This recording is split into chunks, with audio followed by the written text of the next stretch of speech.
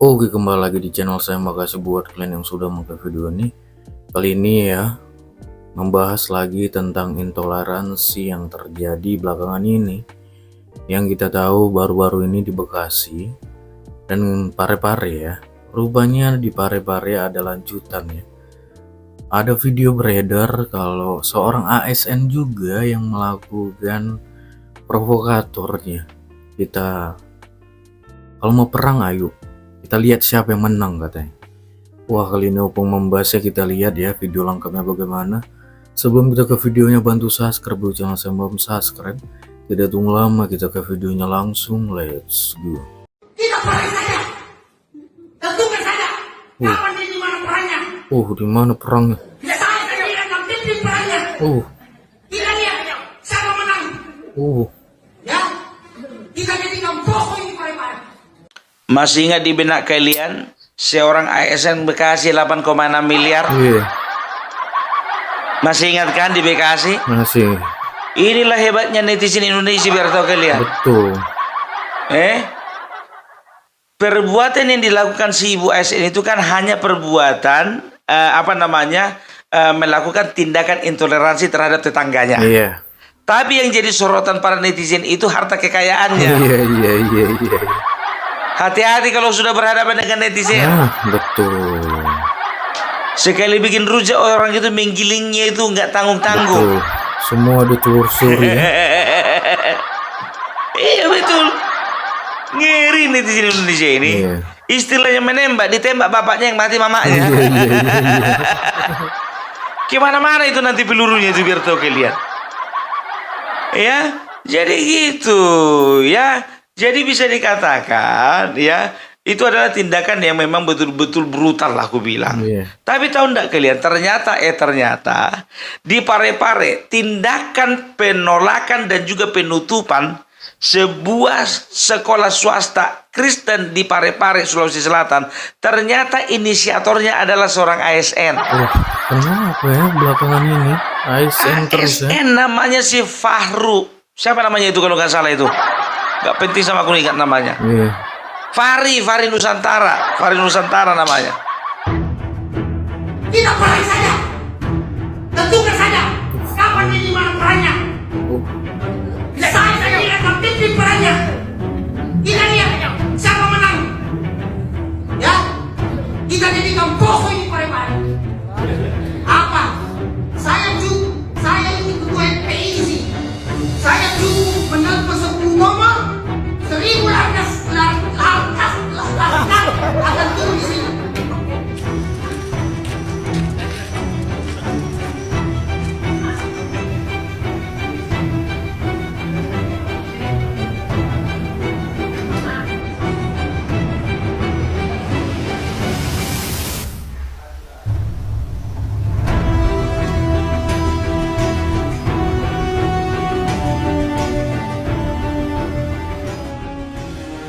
Ya, Fahri Nusantara. Ini orang, ya jujur aja, aku mau soroti dulu beberapa poin yang disampaikannya ya di dalam pertemuan dia dengan beberapa orang di sana. Ya, yang pertama, ini orang manusia nggak punya otak.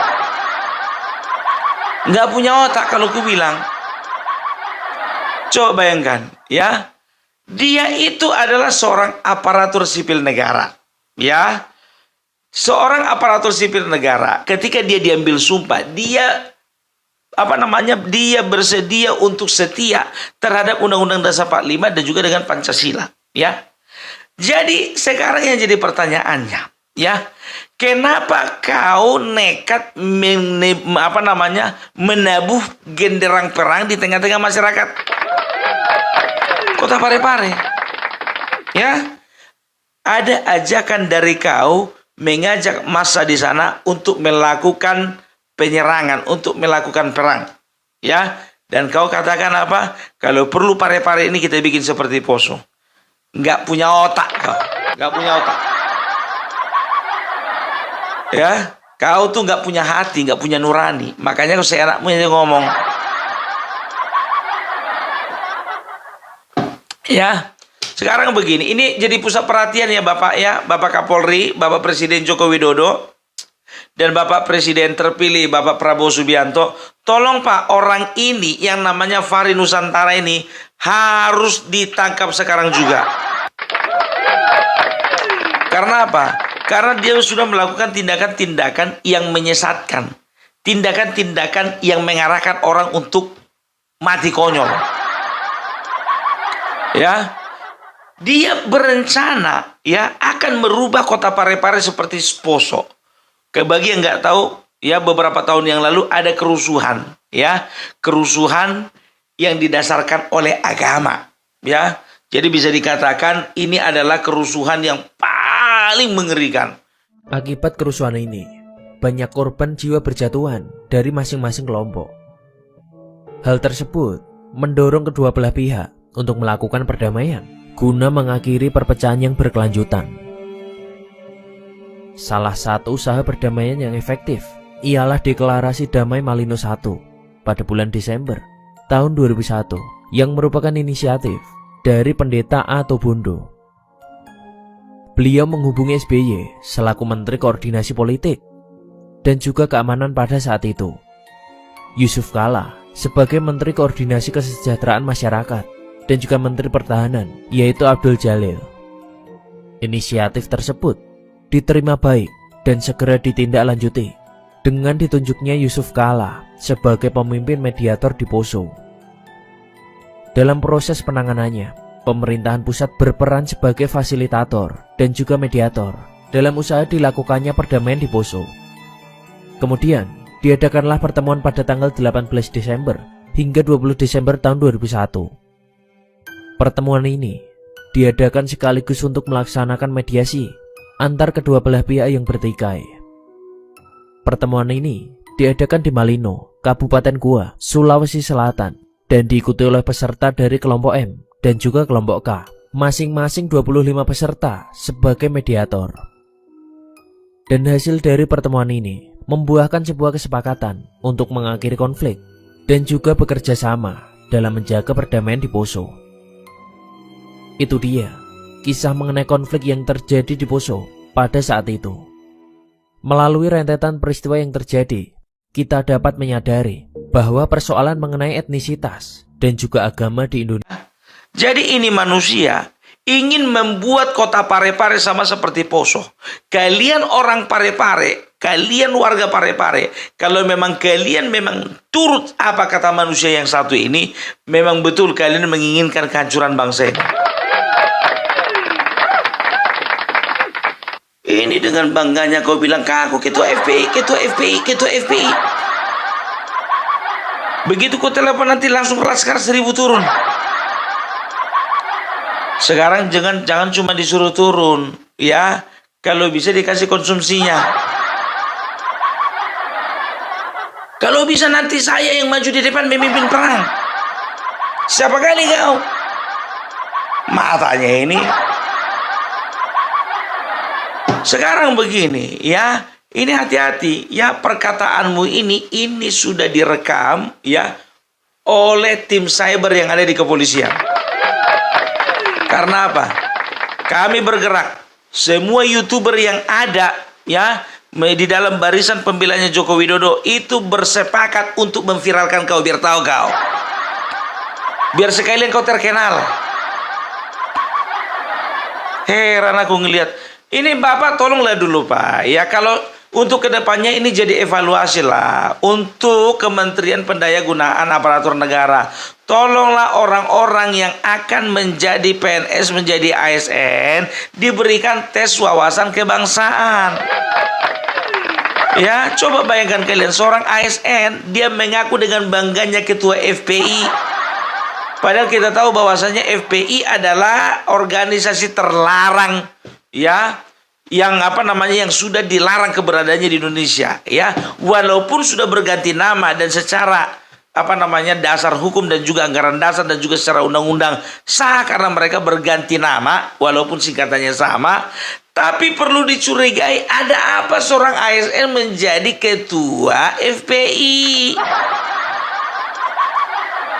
Ini harus dipertanyakan, ya kan? Apa yang menjadi apa keistimewaan dia gitulah. Ya, makanya ku bilang hati-hati kau ya. Pokoknya kau harus viral.